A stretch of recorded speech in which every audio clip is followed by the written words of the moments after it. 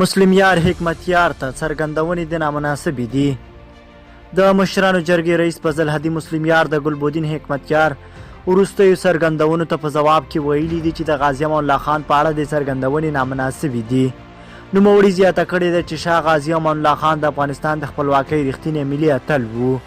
د میلیونونو افغانانو په زړونو کې ځای لري، موږ پرې ویاړو او درناوی ورته لرو. نوموړي همداراز مخکې لیکلي دي چې غازي امان الله خان انګریزان مات کړل، هېواد ته یې بیرته خپلواکي وګټله او هر کال یې موږ د خپلواکۍ جشن په ډېرو شاندارو مراسمو نمانځو. ښاغلي مسلم یار وایي چې غازي امان الله خان یوه ترقي غوښتونکی، د ملي فکر او د افغانستان لپاره د پرمختګ د بېساره پروګرامونو لرونکی شخصیت و. ګلبدین حکمتیار تېره ورځ په خپله مرکه کې ویلي وو چې غازي امان الله خان د هغه لپاره اتل نه دی، چې دغه خبرو یې په ټولنیزو رسنیو کې په پراخه کچه وغندل شوه.